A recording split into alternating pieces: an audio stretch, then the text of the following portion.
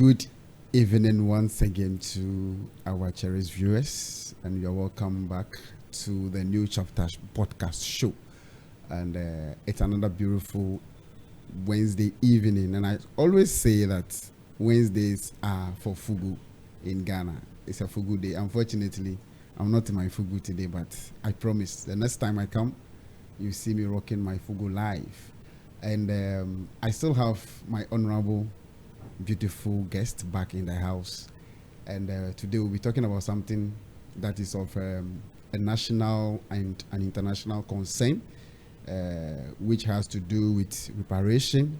So it's about reparative justice, what recently went on at the UN General Summit, where a lot of conversations has to go in, and voting ended the show at the end of the day. We'll look at all of those details. So just stay with us as we digest that, and we get to understand a few things from the colonial masters, what they did to us, and the justifications that has to be added to it. And I have with me here Mr. Divine Yao Amu, popularly known as Rasta. Efo Yao, you're welcome. Thank you very much. I'm grateful to be here, and a beautiful time to discuss issues that are of national concern, as you said, and of international concern. Having introduced the topic, I should say that what happened recently is a victory for the world and humanity, not for Africa alone, not for Ghana alone, not for the African, both on the continent and in the diaspora. I believe strongly that it is a victory for humanity. That's the first thing we should be thinking about. Okay. And moving forward, we do not expect us as people to commit such crimes against humanity. Okay. So we'll just zoom into the conversation. We are talking about reparative justice, and it's as a result, per my understanding, as a result of the gravest crime that has been committed by the colonial masters on us or to the people of Africa, for which we are all crying out, or we are all reaching out for reparation. So, and it has to do with the transatlantic slave trade and all that. So before the colonial masters came in, I would like to have a few understanding with regards to slavery. Was there any form of slavery on the African continent or within our local setting before the colonial masters came in? Let us correct this thing. A colonialist, imperialist cannot be a master to you. And so I guess the conversation should be that colonialist or colonial European imperialist, not colonial masters. I think that should be corrected. And I must say that the issue of reparative justice, as it becomes more or less a global conversation today, is not limited to transatlantic slave trade alone. Of course, that will be the centrality of the argument. Okay. But it goes beyond the transatlantic slave trade, and it captures the issue of restitution.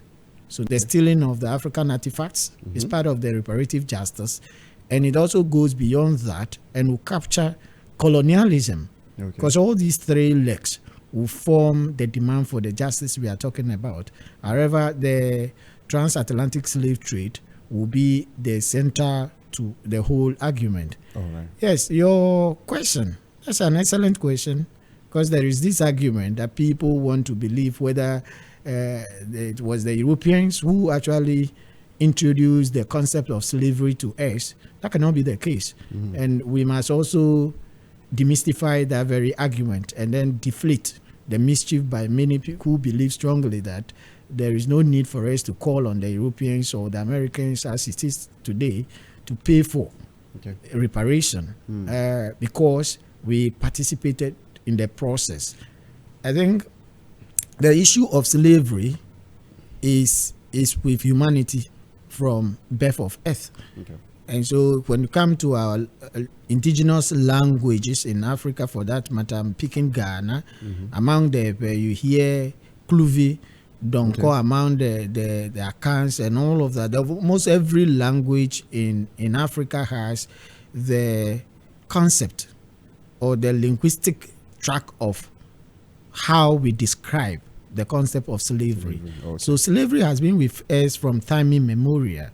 However, we want to look at the nature and the condition that will separate what the transatlantic slave trade stands for and slavery in the indigenous form or the domestic form. So I will borrow the words of Professor Akosha Pebi and refer to the native slavery as domestic slavery or indigenous slavery. Okay. Yes, we have this thing, but fact is that we want to look at the conditions of the slaves or the enslaved.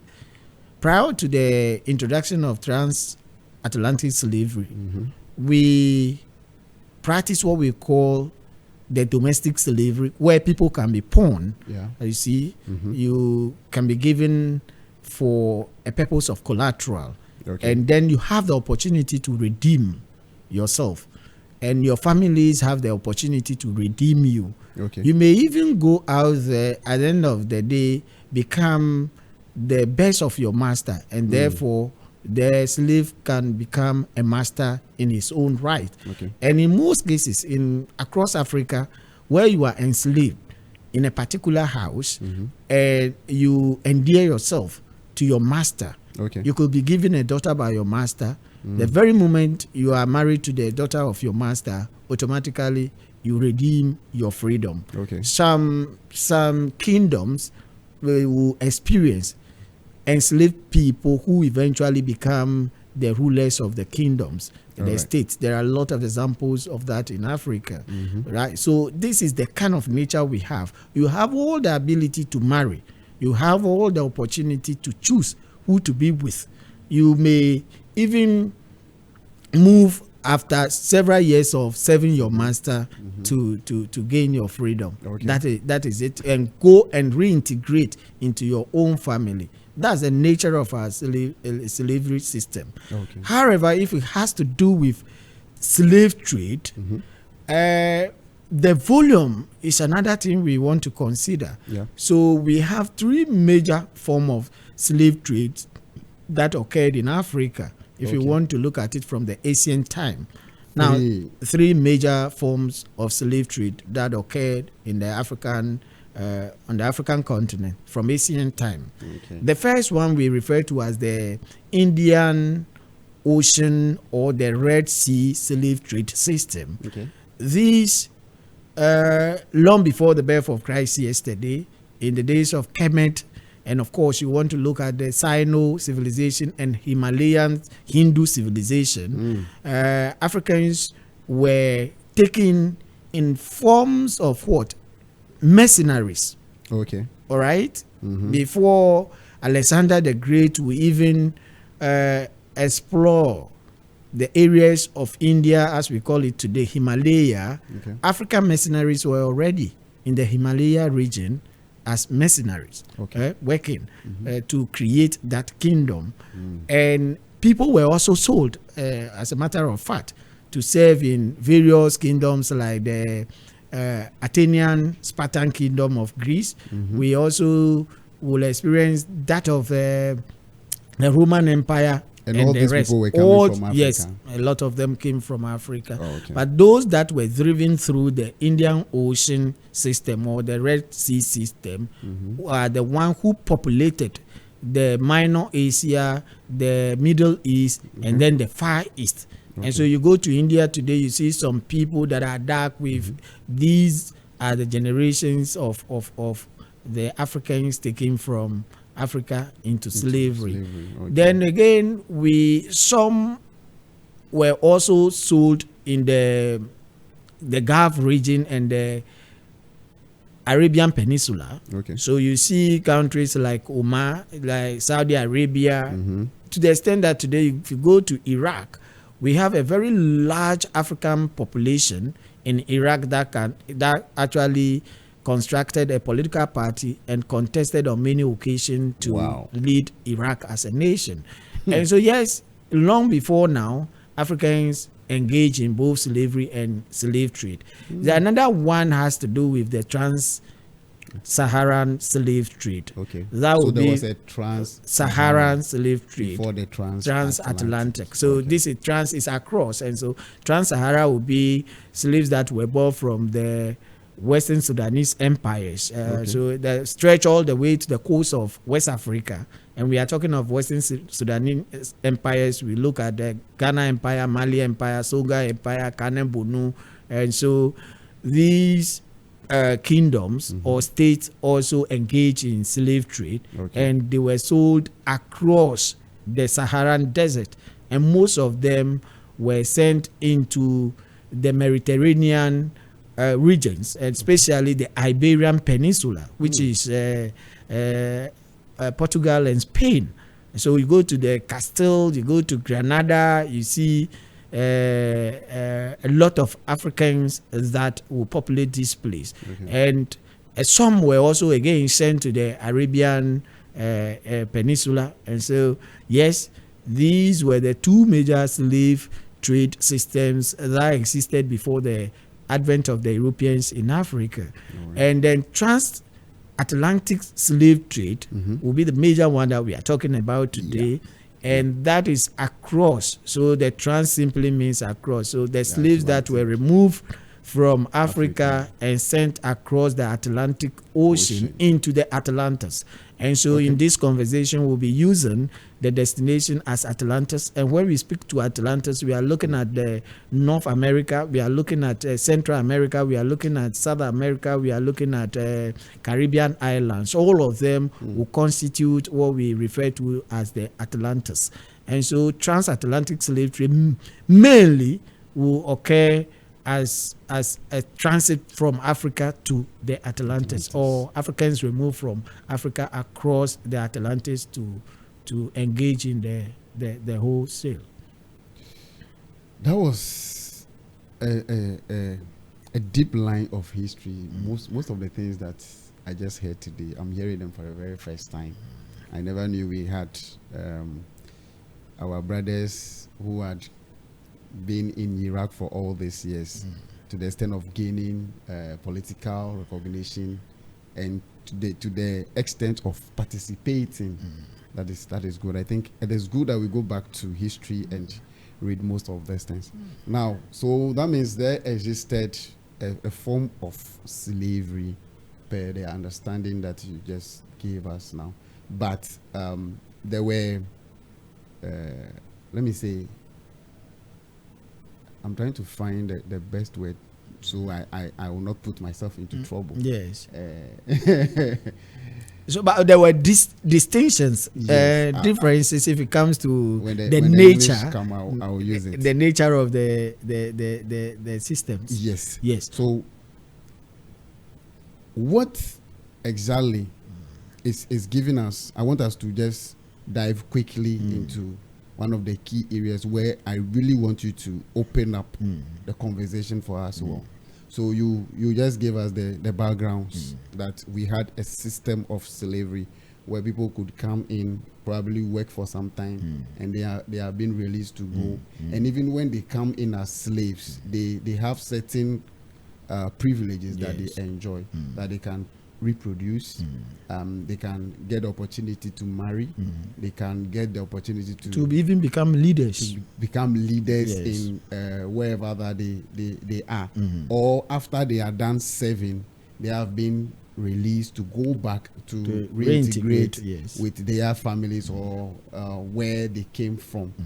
Now, looking at the reason why we are calling for reparation today, is that we have come to understand that the gravest kind of crime has been committed against us by the colonialists. Instead, I should call them colonial masters. So I'm trying to be calculative, you know. Yes. So why? What gave it that feel? What gave it that texture? Why do we feel that it was a grievous crime that was committed, whilst there was a system of slavery that we had here already? So they also just came in, I would say, to continue the slavery, but we are referring to what they have done as the grievous crime. And I understand that to some extent, people describe it as we have been commodified. They saw us as commodities, and we were. There is a name. Is it the chattel or whatsoever? The chattel. All those. So I want you to give us an understanding of all these very, very big English words, so we could understand them more. All right. So the reason why the world will be calling for a reparation for the transatlantic slave trade or slavery is simple. It's simple in the sense that you want to look at the nature of the trade. Okay. The nature of the enslavement of the Africans compared to other slaveries that happen across the world. Okay. In fact, slavery is not limited to the continent of Africa or to the race of Africa. We had the Balkan slavery. The serfs were part of the slave system. Balkan. You see, America itself, prior to the enslavement of the Africans and sending them to America, the indigenous Americans were enslaved by the Europeans who invaded the place. Okay. In one way or the other, even Europeans themselves, who were indebted, were used as what we call indentured slaves. Okay. These indentured to pay their debt. To pay their debt. Okay. And so they work at least up to 7 years in the field of the people they were indebted to, and after the 7 years, the masters will now set them free and give them estate or land to start new life altogether. So even Europeans themselves were enslaved by the Europeans in the New World or the Atlantis, and we call that form indentured slaves. But at the end of the day, you want to compare the conditions. Okay. Now, this is the situation. Even long before this very period, as I said, in Carthaginian civilization, we had African slaves who eventually will work towards the redemption of their freedom. So it happens everywhere. But with the transatlantic slave trade, what happened was that it was a structured construct by the Europeans, and the determination was done by the church. And so we will come into that. Let's look at the commodified. Commodified simply means that human beings were reduced to commodities like pen, like your laptop, like this mic we are using. Okay. So that when they are no longer useful, we throw them away. But we don't throw them away. We can break them. We can pack them like garbage and put into dustbin. That is a commodity we are talking about. Okay. And that's how the Africans were seen in the concept or in the idea of the transatlantic slave trade. So hold on. Yes. Africans were seen as products. As that products can be purchased, yes, used and dumped. And if anything at all could be resold, could be resold. That's recycling. Yeah.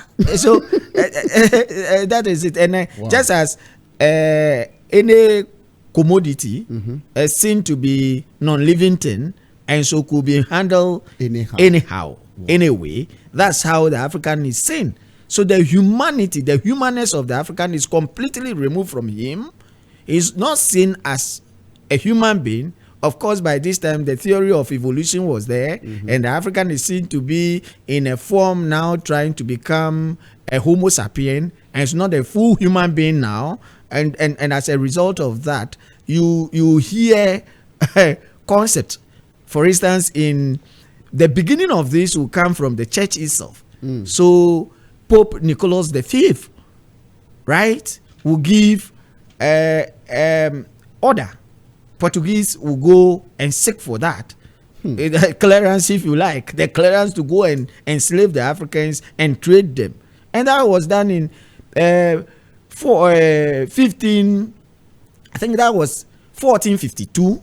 The first one was given the Damus, and then Romanus Pontifex was given in 1455. So 3 years period. These things were done by the Pope. And if we are looking at that period, the Pope is God of earth.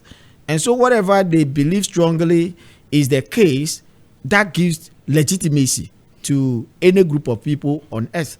And so for the Pope to give the Romanus Pontifex to Portugal, meaning they can go explore the coast of Africa. Whatever they see should be theirs, and even human beings should be enslaved. Okay, It buys into. Let me interject here. Yes. So before they went to the Pope, Yes. can we assume that they had already come around, did their survey, realized that there were this group of people who were living at this part of the world, aside us, that we've come to study and we've come to reduce them to a commodity. So we are coming to seek your blessings as the God of our time, just as you narrated it. So we could go back and explore or exploit these people. So Africa has been integrated into the global world long before the concept of discovery of America. Of course, Africa has been part of when we talk of the ancient world, we are looking at Africa, Asia, and Europe. And we have been part of this integrated world long before. So it should not be in the medieval time that the Portuguese will say, okay, for the first time we are coming. First of all, why are they even coming to Africa? Because they know of Africa for a very long time. They know of Africa, of their trade. They know of the Africa, of their gold and all of that. But it has to do with the roots to Africa. Formerly, they've been using the Mediterranean system, which will see the North African coastal areas of Africa, and Egypt, where if they want to, trade.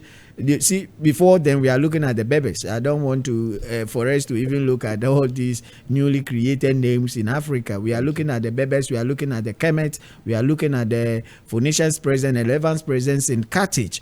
All of that. So look, we've been part of the world all these years, and so it's still not a new thing, but the route to some part of Africa is now the new direction. And Prince Henry the 14th. Of Portugal, by the geographical location, created a marine institution to engage in long distance seafaring.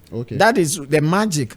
That is the magic that led to the exploration of Africa, and of course, especially the western coast of Africa. And so, formerly, if you hear people travel, yes, it was all about the marine system, the sea system, but mostly around the Mediterranean Sea. So Jesus Christ moved from here. This person moved. They were all around Cyprus, the Mediterranean Sea. But to cross the ocean is another technology you need to develop, and Portugal will be the first country in Europe to develop the technology of long distance seafaring. And as a result of that, they have the opportunity to now go to the Pope and say, okay, we have discovered a lot of new species in West Africa, and this is what we want to do. And the Pope will give them the green light or the blessing, because then there is a concept of the Hematic, that we belong to the Ham's generation, and we are to serve as slaves. And that's the biblical interpretation a lot of people gave to this very transatlantic slave trade. And to the extent that we were not candidates for heaven to be judged by God himself. No wonder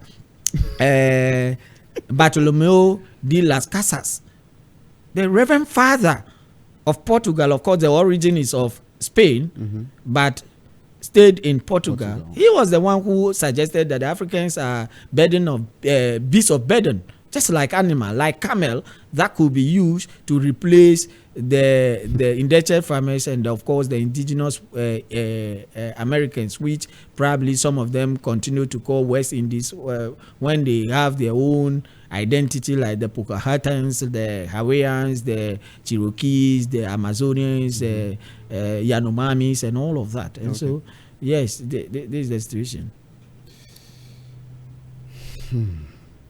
So we were reduced to commodities. Tin of milk. Yes, tin of milk, pen to write. And so when you look at the condition of the slaves, that's the reason the issue of reparation is very important, because we are looking at the condition of the slaves in the new world. You see, one thing we must accept is that the exploration of the coast of West Africa in the 15th and 16th century also coincided with Christopher Columbus' expeditions to the Americas, and claimed to have discovered a new world, and that will also be the beginning of the search for labor to actually till and then work on the lands of the New World because of the fertility of these lands. Okay. So that's the coincidence. So we found New World, Mm-hmm. and we need people. Now we are now trading with. We need them to go and work there. The New World. Yeah, the New World, and that is where the issue comes. Okay, I'm taking my time. Take your time to really absorb these things, because I'm finding it very, very. How will I say it?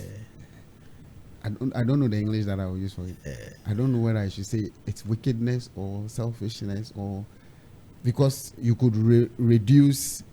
Is it that they've not seen this race, this kind of race before, or they just decided to just make that decision? Yep. For instance, our pigment or our color is dark. Yes. So probably we have been reduced to the level of the monkey.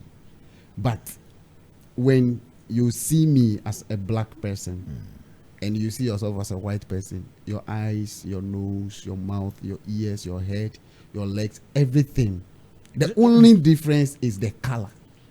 So you are delving into issue of racialization, but then we will go into a lot of things, because it is even as of 1884, when Europe was preparing to partition Africa, divide Africa among themselves, and colonize them, they continue to believe that Africans are not human enough, that they developed the concept of African being a white man burdens.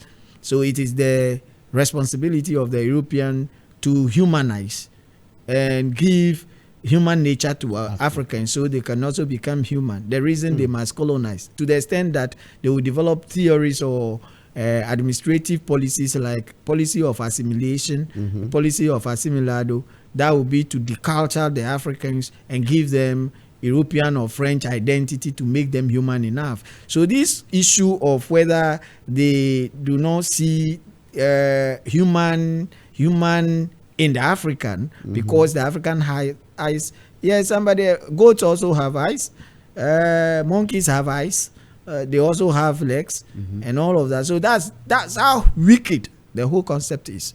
So they see the African not to be human, but they see them as their burden to humanize the African. That has been the theory from time immemorial, and we are speaking of today.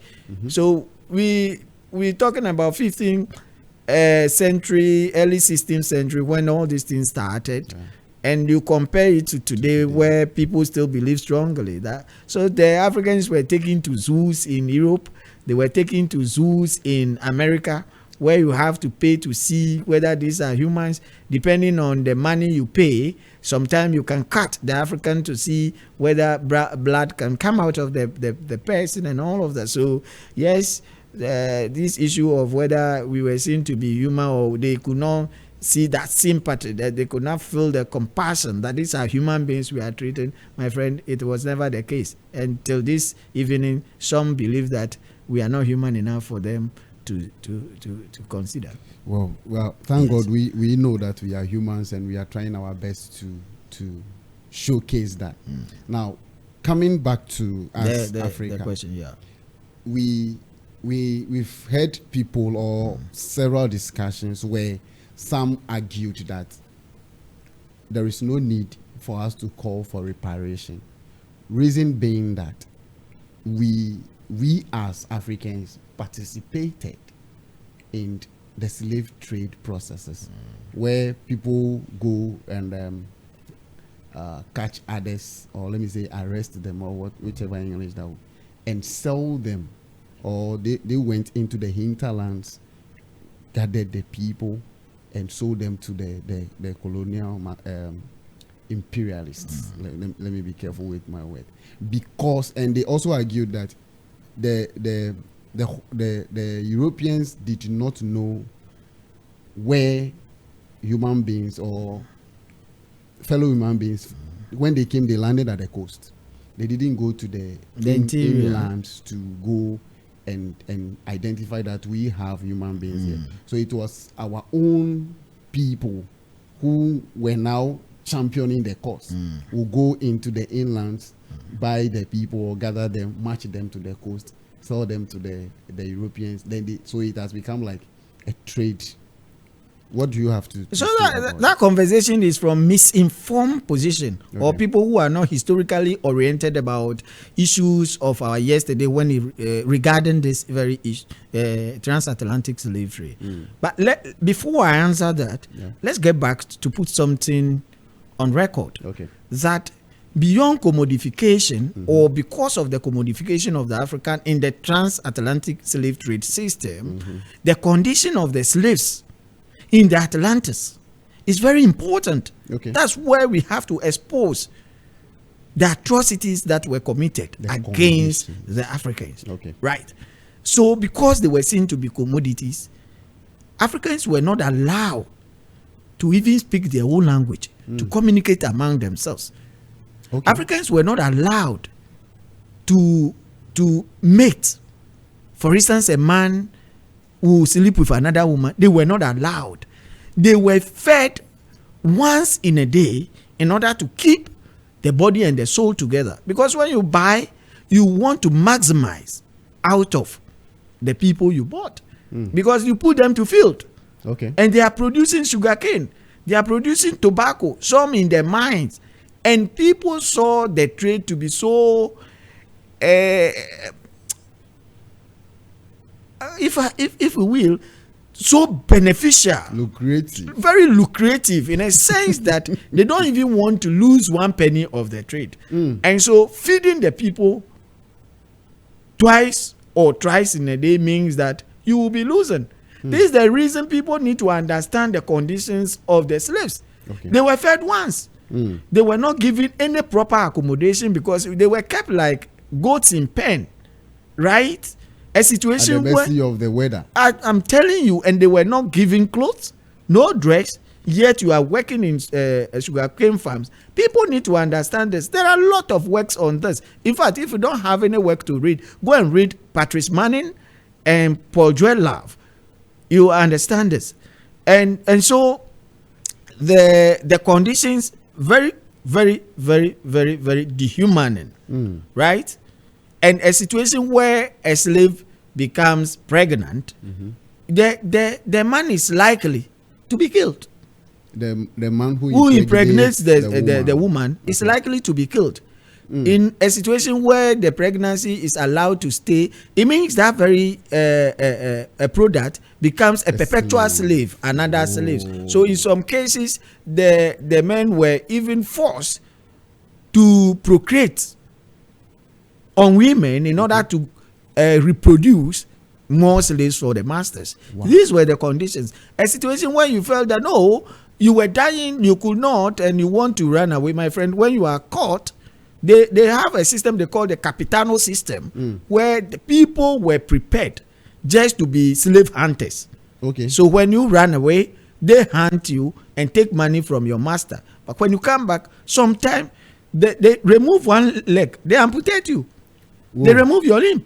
The next time when you try to, they remove the second one. Sometimes they skin them alive to serve as deterrent for other slaves who may intend to run away from their masters. All in the name of trying to keep yes, them. and so people were trained to hunt the Africans. Now let's come back to, I am not done with the conditions, but we cannot spend the whole day on that. So let's come back to the very question you have asked, that we have participated. Yes, the argument is a foregone conclusion. Anybody raising that argument, I believe the person probably is historically disoriented. There is no literature in the African conception or in Western conception which does not acknowledge the participation of the African in the trade. Virtually there is none. Anybody who raises that argument is completely disoriented. Okay.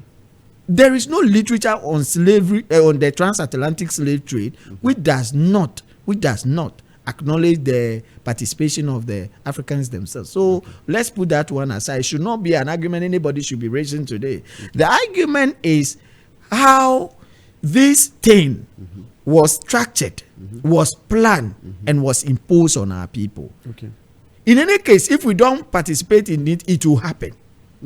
Because Europe sat down, including insurance, including financial institutions, including ship industry, including the Pope. A transportation industry, virtually the defense industry, that's the building of guns and all of that. Okay. These things were planned and structured and brought and imposed on us.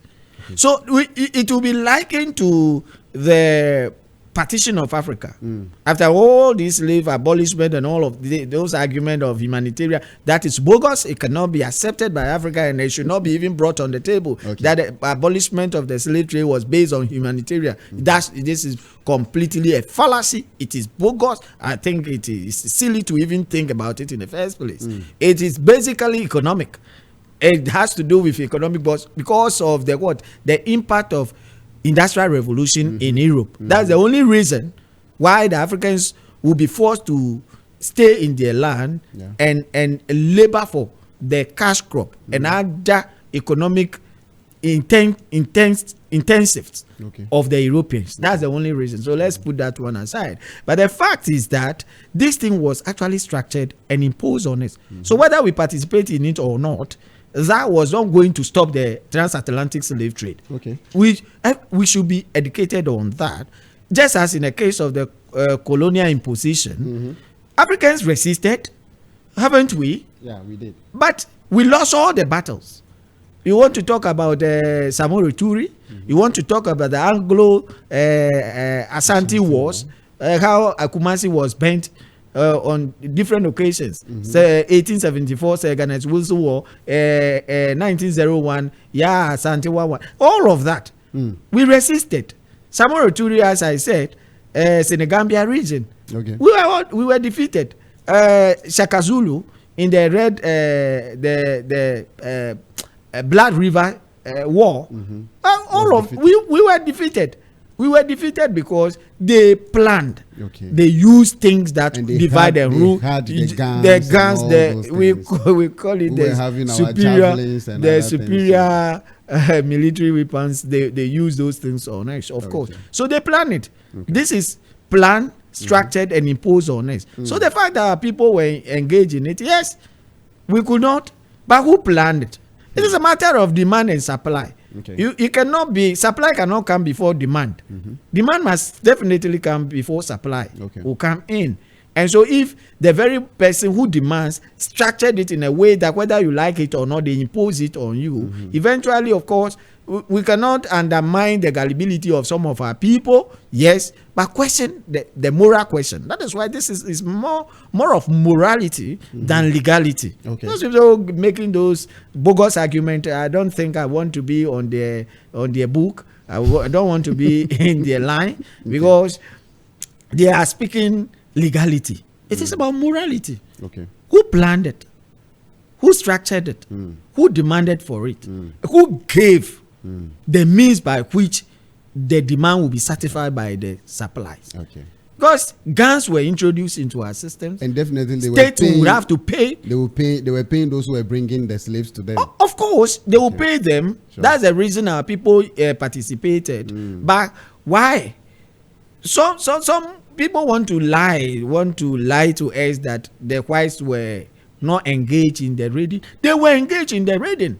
But they built the castles and all those things. Those are meant, so it's part of the, I said they built a structure, a system where insurance, monetary institutions, ship industry, all of that, they were designed for the system. Yeah. So whether our people would like it or not, the conception was that these were not human beings enough, they were beasts of burden, and they were good enough, not as candidates for heaven, but could be used like any animal. And so with that concept alone, whatever they will do to impose it on you, they will impose it. And so if somebody says that our people, yes, we have acknowledged it, who never said our people were part of it, but was it coming from them?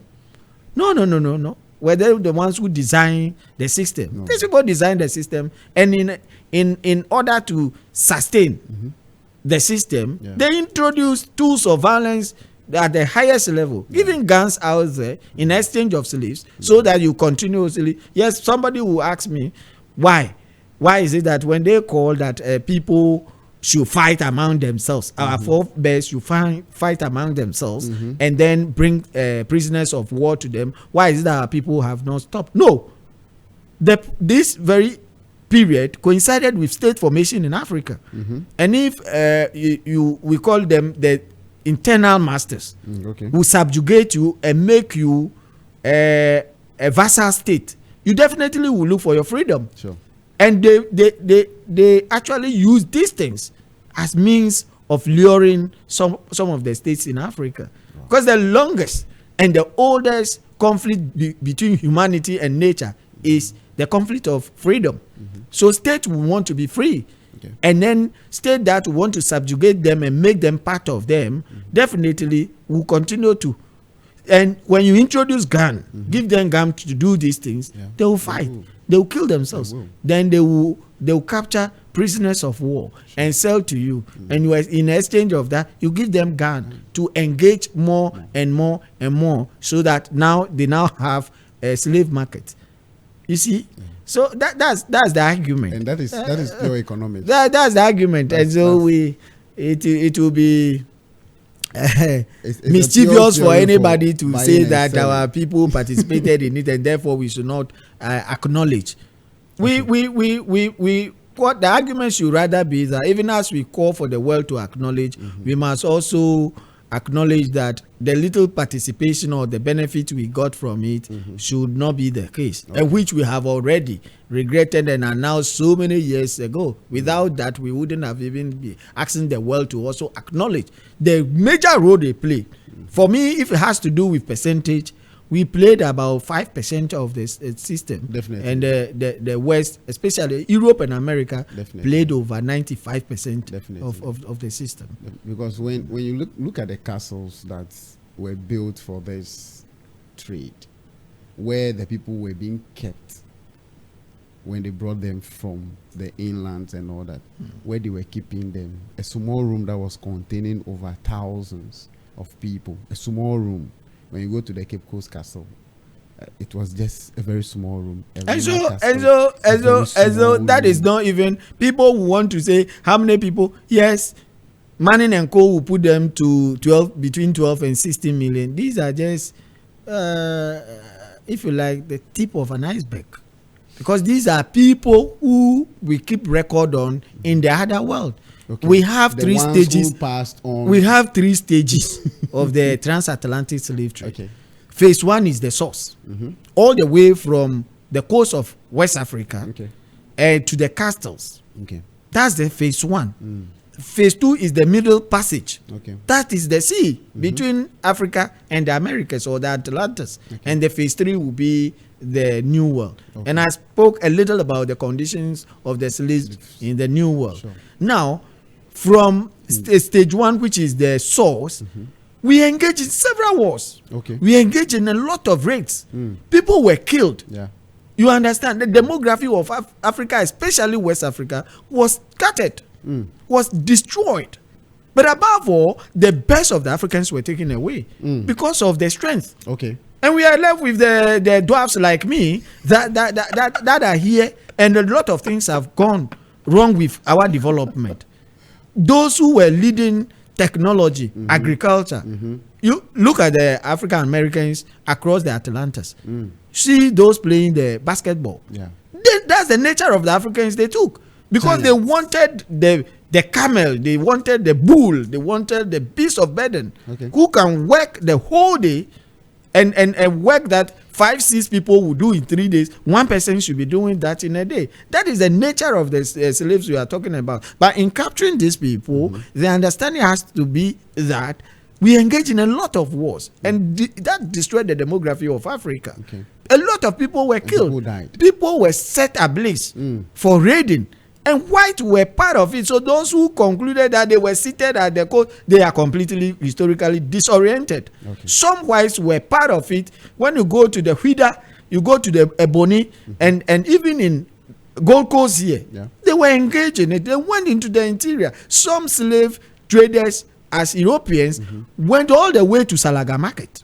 Whoa. That's what we are talking about here. So when people are not Salaga in the north, I'm telling you, so when people say that, okay, they were sleeping at the coast in the castle, and all of a sudden they brought slaves to them and they bought them and sent, maybe those people want to go back to classroom and then they will taught them slave trade History 101 on slave trade. I think that's what they want. That is it. That is the first thing. Then in the Middle Passage, we have a lot of literature on this thing. You see, people were renting. Okay. They were renting ships, right? Okay. And the number of people you have to put on board, slaves you have to put on board, that's the commission you will be paying to the industry, the owners of the ship. Okay. And in order to make outrageous profit, people quadruple the numbers. They packed them. I wish we could show some of the designs of the slave ships. Ships were purposely designed for slave carriage. You understand? Yeah. And as a result of this, diseases along the way on the sea. So those are the things. And then they were throwing them in. They were throwing our people into the sea. A lot of people died. So if the ship is supposed to carry 1,000 people, and you decide to carry 3,000 or 4,000, by the end of the day, when you get to the New World, you are likely to get about 2,000. Sure. You still make your profit. Yeah. And the 1,000 you will not be accounting for. That's another reason why there is always a contention on the numbers as put. Because most literature will trace based on the records of the ship. And the middlemen will not record the profit ones that they put on the ship. And so the numbers can never be accurate. And some of us believe strongly that they should be in their 30s when it comes to millions. They should be in their 40s when it comes to millions. And what? That is the recorded ones. But those who died in the Middle Passage, the wars we engaged, which actually led to the death of many Africans, are not accounted for. And so that's the nature of the trade. People should not limit their understanding to only 12 million, 16 million. Yes, Patrice and Co. have recorded. It cannot be the case. It's just for most of us, we strongly believe it should be about 20 to 30% of the numbers. That's actually the case. Yes. Okay, so coming back to the reparation. So I have two words there that I want us to look at: restitution and reparation. Yes. I want you to throw light on these two. Then also the recent victory at the UN. And I am glad that it is Ghana that is leading the forefront of this particular agenda. And it was so nice. It was beautiful that in as much as some voted against, some abstained from voting, we still was able to get the majority and the victory at that level. I understand there are other legalities and other processes that we have to go through for us to have a final conclusion to get that reparation or that reparative justice that we want. And so I want you to throw light on, but start from the restitution. Yes, sure. Then we'll go to the reparation and the current. Okay, so you introduced the fact that you are happy that Ghana is at the forefront of all of this. Yeah. It's not a coincidence of history. Okay. We must understand that the transatlantic slave trade, about 90% plus affected West Africa. Yeah. And Gold Coast will be the main source. Yes, not to say that Gold Coasters were the very people sent, but people from Mali, Niger, Burkina Faso, all those places were taken through Gold Coast. Okay. Yes, of course, Ghana, where the land, Volta region, is all the way to Benin, is referred to as the Slave Coast, if you care to know. Yeah. Is referred to as slave coast. That should tell you the number of people that were captured and taken through this very space. And so that is it. If people do not understand, they must understand that whilst they describe some part of this country as Gold Coast, some part were also referred to as slave coast because of the number of slaves that they produced to the New World. Now, see, and then the first fort to be built by the Portuguese in this time was built in Gold Coast. In 1782, the Elmina Castle. Okay. And so you could imagine, and if you count between Keta Fort Princeton, all the way to Elmina. Alwyn. You are talking of Elmina. Alwyn. Okay. We can count well over almost 50 plus forts and castles, which all participated in that is why it is very important that Ghana should be. The reason you go to Jamaica today, you have the Kujo Town, Kwampon Town, where we continue to hear a generic Akan construction of linguistic, part of the colonization of that very region. And so, yes, Ghana suffered not because Gold Coast alone, but it serves as the passage through which a lot of West Africans were taken to the New World, and that is it. I think restitution. Yes. So the reparation, as I said, is not, and restitution has to do with the artifacts that were taken. The artifacts of the Africans that were deliberately stolen. Okay. If you say taken, that's a different language. You are. Let us be naked with the truth. Okay. They were deliberately stolen. Stolen deliberately because it was to hide the civilization of the Africans at the time of the transatlantic slave trade. Justify it was for the justification. Okay. It was for the justification of the Europeans that, okay, we were giving them, so the Africans became human beings through the lenses and the presence of the Europeans. So the Africans were human beings as a result of the presence of the Europeans. So in other words, they took our identity away to give us a different identity. And also to undermine the intellectual state of the Africans at the time. So you look at the Benin bronze that were stolen. Recently, some of them were brought. They have to bring all of them. They have to bring all of them. That is the restitution. In fact, good news is that I belong to the Restitution African Forum. That is RAF. And that is led by Professor Gabwa. Right? In recent time, he led a team to Germany. When the Bremen were here, they stole a lot of artifacts from the land of Ghana, including some of our gods. And according to him, when they got to Germany, these things were not kept in public museum, but were kept in room where you would have to pass through 14 layers of rooms. Security. In order to get to these things. 14. Yes. So they brought some of them. That is just a little of the story we are talking about.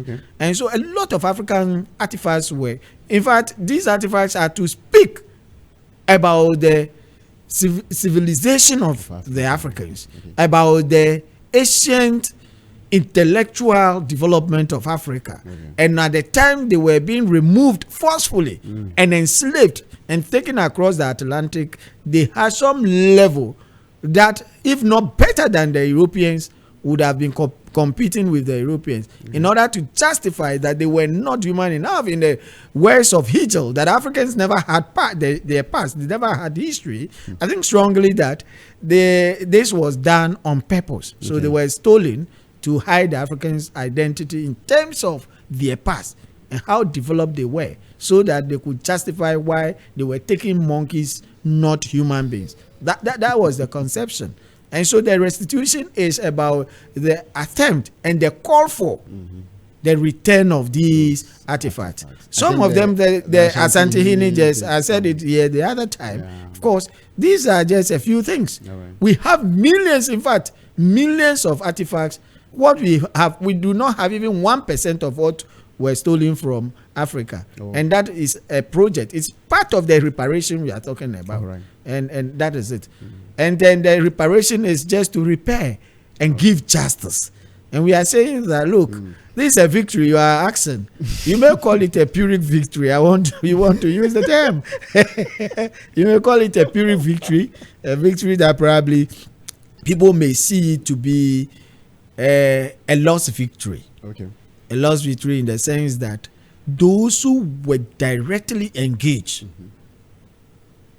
in this whole dehumanization, in this whole atrocities, are the very people who are denying the fact that it should be acknowledged. And United States of America, the number one beneficiary of this transatlantic slave trade, which actually led to racialization of the Africans in the United States of America as we speak this evening, which led to the Jim Crow law, which led to the formation of the Ku Klux Klan, KKK, that when they see anybody with black pigmentation, it is a monkey, and that thing should be lynched alive, and which continue to be part of the America for the America concept as we speak today. These are some of the things, and they continue to racialize. So we are not looking at only yesterday, but the major impact of the transatlantic slave trade has to do with psychological inferiority system, which they continue to perpetuate. So these are the things. So people must understand that we are not only looking at the 300, 400, 500, 600 years ago slave trade. We are looking at the effect of that even in present time or in the future. And the acknowledgement of it is the beginning of the healing and the repair. And that is why we call for the reparation or reparative justice. So people who argue to limit the whole process to just a financial gain, for me, I think financial or monetary value will be the last thing anybody will be talking about. The first thing has to do with diplomatic acceptance of the fact that Africans are equally an important race as created by the nature of God himself. And that should be seen to be humans. And the racial discrimination should be a thing. Yes, of course, hypocritically we say no racism in football, and every now and then we are seeing it. Yesterday, the very country, Portugal, who led the crusade of this transatlantic slave trade, even in the course of this called by the whole world for reparative justice, Benfica, as a football club, led the same thing. Whilst the world was talking about it, Portugal, Benfica and co, they are still supporting that whitening a group. Of course, I'm not surprised that Argentina said no. You understand? Pristine, an Argentine. That is a mindset. So we are looking at the racial discrimination as the first thing. So they should give us equal respect, equal opportunities. If I create my thing, I should have a standard for it. We sit at table, we discuss that. You should not determine how I live my life. They should not come and define human rights. Of course, these are the things that we should be looking at. There should be also, for having underdeveloped Africa for all these years, as a result of this, because I told you that the best of the brains were taken away. The technologies were taken away. The engineers were taken away. Somebody will want to challenge me and we will go into that. They were taken away. And this definitely will affect the development of Africa. No wonder in the words of Walter Rodney, you read that material, how Europe underdeveloped Africa. Yes, Walter Rodney, how Europe underdeveloped Africa. You see, so all of these have affected us. So there must be a means and ways by which there will be exchange of technology, there will be exchange of ideas, and then above all, the Europe morally, America morally should accept that what we have done is not the best, and that these people should be given their opportunity to develop by themselves. And I think we must praise Ghana, for that matter, President John Mahama, for leading a crusade like this. People want to, I don't know, any good thing that comes to Africa, sometimes it is the same Africa who want to dislocate that. For Ghana now, it has become a political ball. Akufo-Addo has said it before. Why do we say is that? That should not be the argument. You see, people will always start. Akufo-Addo is not the first person who has said this. In fact, in the Pan-African Congress, 1900, it was part of them. It was part of the conversation. 1945, Manchester Pan-African Congress. It was part of the conversation. Of course, Kwame Nkrumah and George Padmore will be the secretary in organizing that very conference. Okay. So you understand? Yeah. And in the decolonization or the emancipation of the continent from the colonial clutches or the shackles of the colonial clutches, we know how this conversation went about. Okay. Restitution was always part of our conversation. Reparation always part of our conversation. So Akufo-Addo is not the originator. Of course, he has also said it in one platform. Yeah. But who actually gave birth to what we are enjoying today or we are experiencing today? It is John Mahama, and the praise should go there. So I will plead with my uninformed partisan political debaters to leave that conversation. Where it is due, we should give it. Yes, he started it, but what effort has he made to achieve it? Has he achieved it this way? No, he is not the first who even spoke about it first. Sure. So I think we should thank President John Mahama for that. We should not underestimate the strength, the support, the work of CARICOM, the Caribbean community, because the diaspora, they actually will understand. Yes. The effects of the transatlantic slave trade better in a different way. Yeah. They actually for a very long time been calling for this reparative justice, and we should thank them for the role they play. The next thing is that we should be looking forward as to what we will look at. We will take it to be for now. Symbolically, it's a victory for humanity. But there is more work to be done. Of course. Right. We'll be looking at that. So I would like to just run through some few figures, then we'll draw the curtains on per the voting. So as I stated earlier, we have 123 who voted in favor, and that has to do with Ghana, Nigeria, South Africa, Kenya, and some other African countries. The African countries, I don't believe we want to leave any of them out. We look at sympathizers or well-meaning countries of the world. Who then the Caribbean, we have the Jamaica, Barbados, Trinidad and Tobago. You see them. Take whitening this thing, Argentina out of it. Then the Asian and the Latin Americans, we have India, China. We must Brazil, acknowledge that it is not the whole of Europe that abstained. Sure.